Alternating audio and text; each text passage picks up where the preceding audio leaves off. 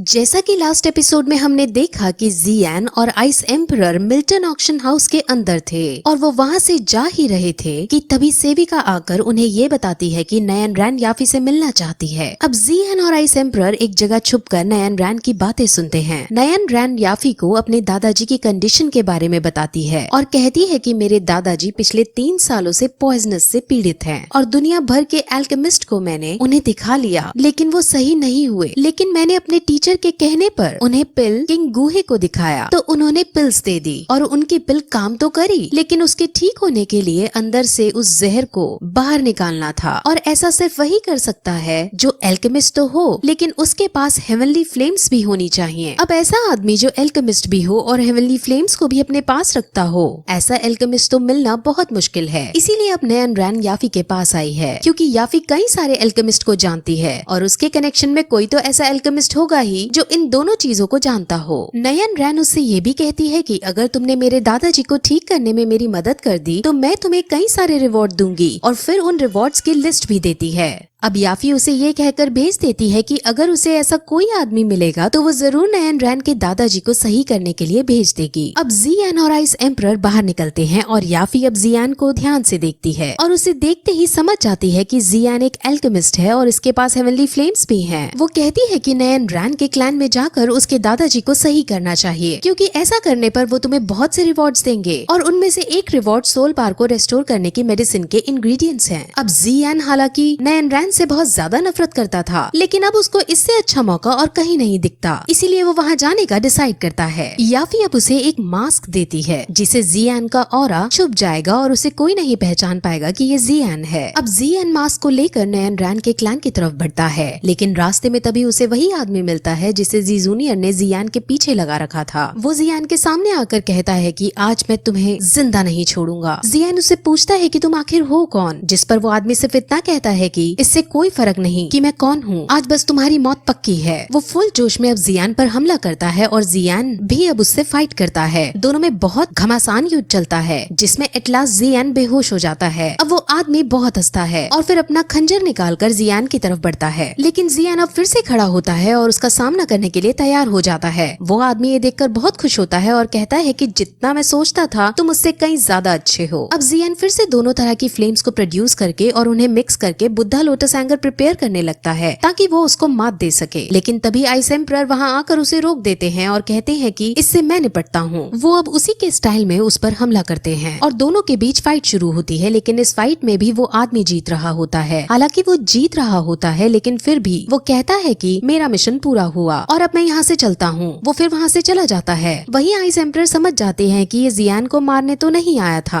वहीं अब जियान अपने मास्क को पहनता है और आइस एम्परर से अलविदा लेकर यू लैंड सेक्ट के अंदर जाता है। वहीं आइस एम्परर वापस मिल्टर ऑक्शन में लौट आते हैं जहाँ मिल्टर ऑक्शन हाउस के चेयरमैन आते हैं। वो चेयरमैन आइस एम्परर के काफी पुराने दोस्त थे और जब उन्हें ये पता चलता है कि एल्डर ली ने याफी के साथ और आइस एम्परर के साथ बदतमीजी की है तो वो उसे इंचार्ज की पोजीशन से हटा देते हैं और उसे एक छोटी सी पोजीशन देकर भगा देते हैं। अब उस मिल्टर ऑक्शन हाउस का इंचार्ज याफी को बना दिया जाता है जिससे याफी बहुत खुश होती है। वहीं जियान लैंड सेक्ट के अंदर जाता है जहाँ कई सारे एल्केमिस्ट मौजूद थे। जियान अब उनके साथ बैठता है। अब नयन रैन के पापा वहाँ आते हैं और उन सभी एल्केमिस्ट को ये बताते हैं कि मेरे पिताजी को किंग पिल गूहे भी सही नहीं कर पाए, क्या कोई और है जो मेरे पिताजी को सही कर पाएगा। अब वहाँ कोई भी अपना हाथ खड़ा नहीं करता क्योंकि बड़े बड़े दिग्गज उनको ठीक नहीं कर पाए हैं। लेकिन तभी जियान अपना हाथ खड़ा करके कहता है कि मैं ट्राई करके देखना चाहता हूँ, जिस पर बाकी एल्केमिस्ट अब उसको बच्चा समझ उसका मजाक उड़ाने लगते हैं और कहते हैं कि रैंक 5 के एल्केमिस्ट तो खाली हाथ वापस लौट आए और तुम सेकंड रैंक के होके उन्हें ठीक कर पाओगे। अब नयन रैन के पिता को भी इस बच्चे पर शक होने लगता है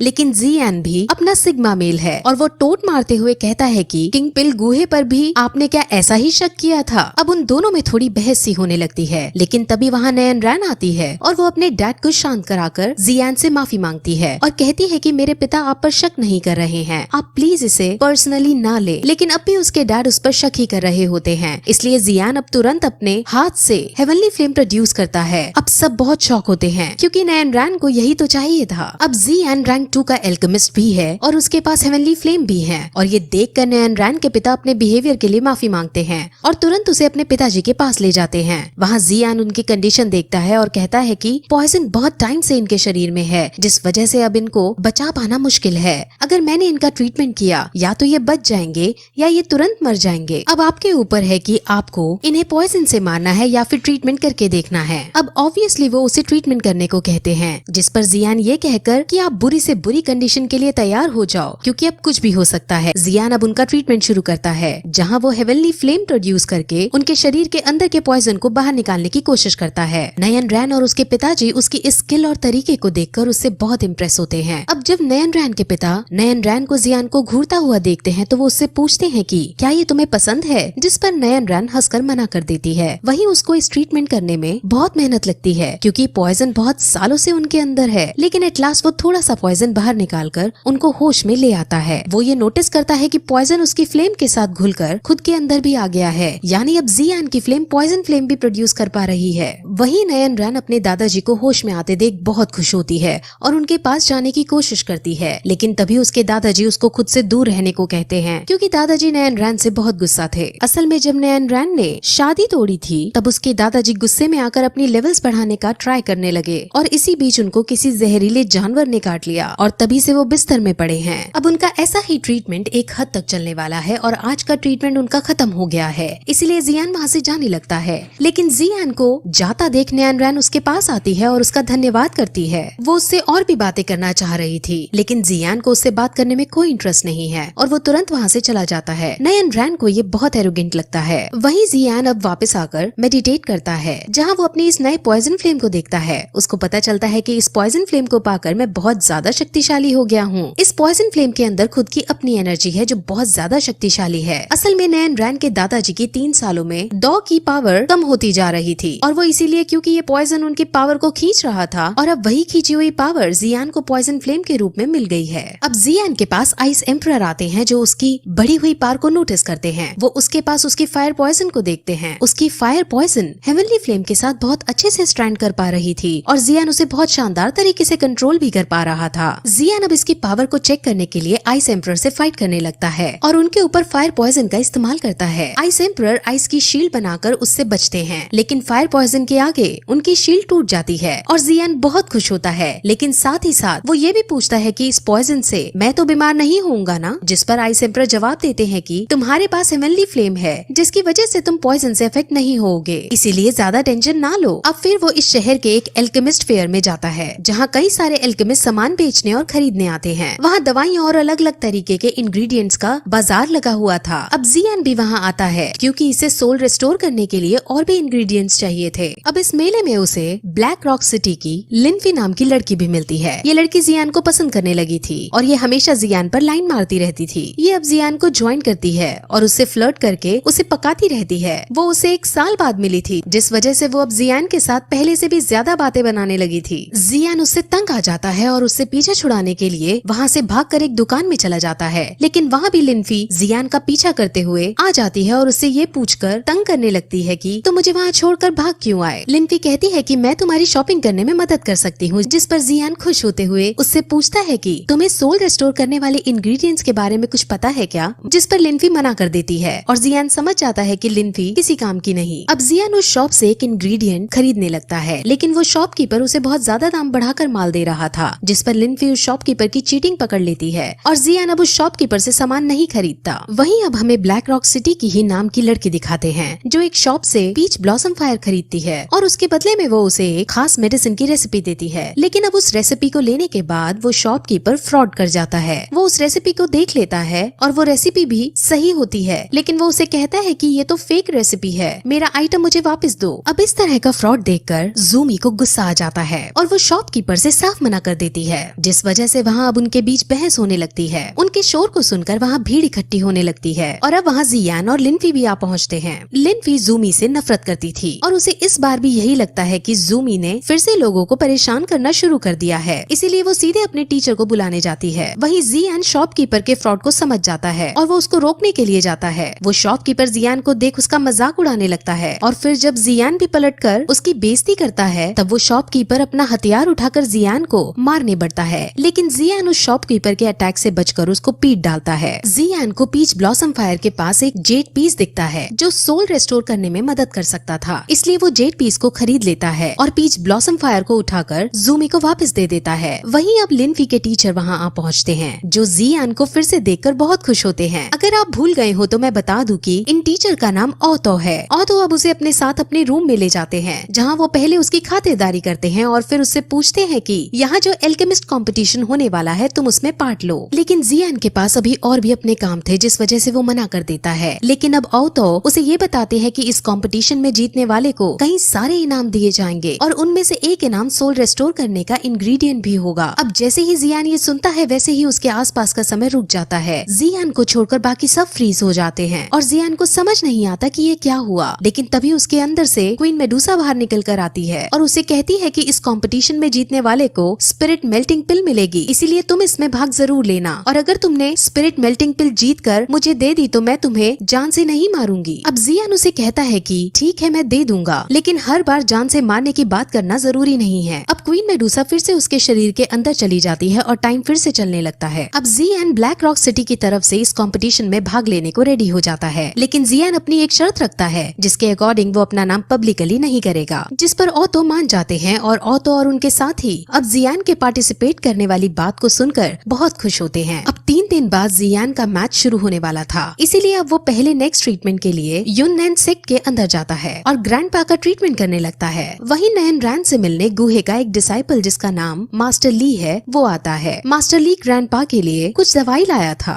मास्टर ली बहुत ज्यादा हैंडसम था और लड़कियां उस पर बहुत मरती थी। नयन रैन मास्टर ली से मिलती है और मास्टर ली उसे गुहे की दी हुई दवाई देता है और शोक प्रतीत करते हुए कहता है कि मेरे मास्टर गुहे तगी डेजर्ट के अंदर हेवनली फ्लेम्स की तलाश में गए थे, लेकिन वहाँ उन्हें वो नहीं मिल पाया था, जिस वजह से अब वो बिना हेवनली फ्लेम्स के ग्रैंडपा का ट्रीटमेंट नहीं कर पा रहे हैं। लेकिन नयन रैन उसे अपने ग्रैंडपा की कंडीशन के बारे में बताती है कि अब उनकी कंडीशन बेटर हो रही है। एक एल्केमिस्ट जो नई उम्र के हैं उसके पास हेवनली फ्लेम्स भी हैं और वो मेरे ग्रैंडपा का ट्रीटमेंट कर रहा है। मिस्टर ली को अब उस नई उम्र के एल्केमिस्ट के बारे में जानने की लालसा होती है और वो नयन रैन से उससे मिलने को कहते हैं, जिस पर नयन रैन उसे ग्रैंडपा के कमरे में ले जाती है। वहीं जियान अपना ट्रीटमेंट पूरा कर देता है और ग्रैंडपा जियान से बहुत खुश होते हैं। उन्हें ये पता चलता है कि जियान एल्केमिस्ट कंपटीशन में भाग ले रहा है, इसीलिए अब वो अपनी सेविका को वहाँ बुलाते हैं और जियान को बहुत तरह के मेडिसिनल इंग्रेडिएंट्स गिफ्ट के रूप में देते हैं ताकि जियान इनसे प्रैक्टिस कर सके। अब जियान उन सभी को लेकर कमरे से बाहर जाता है, जहाँ उसे नयन रैन और मिस्टर लियू दिखते हैं। मिस्टर लियू जियान से बात करते हैं और वो साइड में खड़े ग्रैंडपा की हालत भी देखते हैं जो अब बेहतर हो चुकी थी। मिस्टर लियू बहुत शॉक होते हैं और वो जियान से थोड़ा जेलस भी फील करते हैं। नयन रैन अब उससे और बात करना चाहती थी,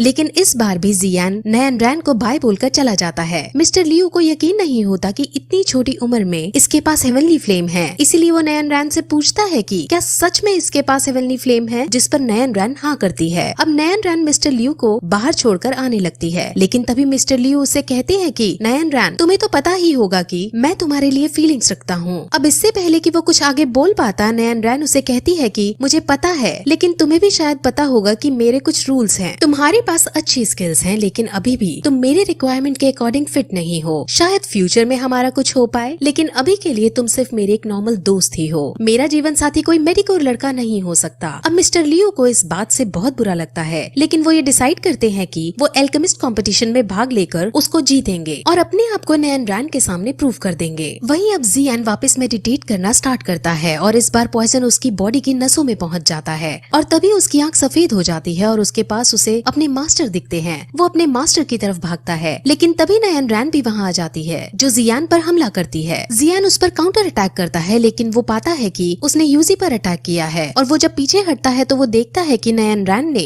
यूजी और उसके मास्टर दोनों को फांसी पर चढ़ा दिया है और वो अब जियान को भी लावा में फेंक रही है।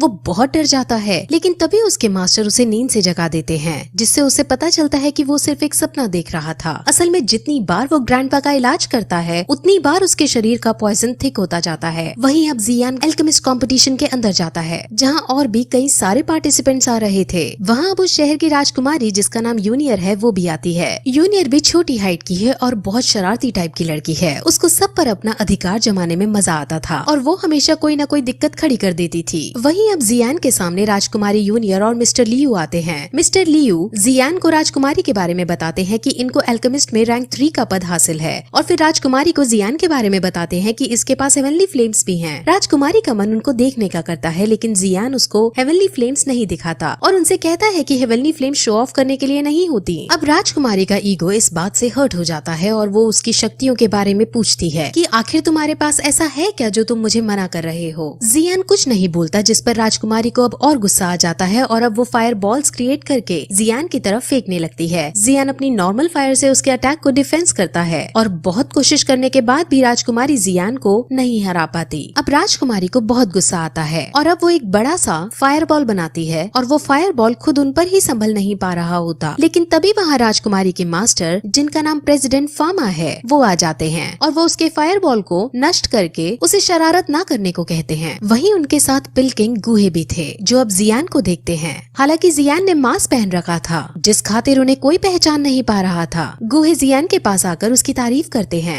और उसे कहते हैं कि मैंने भी हेवनली फ्लेम्स प्राप्त करने की कोशिश की, लेकिन मैं नहीं कर पाया। मैं हेवनली फ्लेम्स देखना चाहता हूँ, तुम मुझे भी फ्लेम्स दिखाओ। जिस पर जियान उनसे भी मना कर देता है और कहता है कि मेरे मास्टर ने मेरी फ्लेम्स का शो ऑफ करने से मना करा था। और इस तरह ये एपिसोड यहीं खत्म हो जाता है।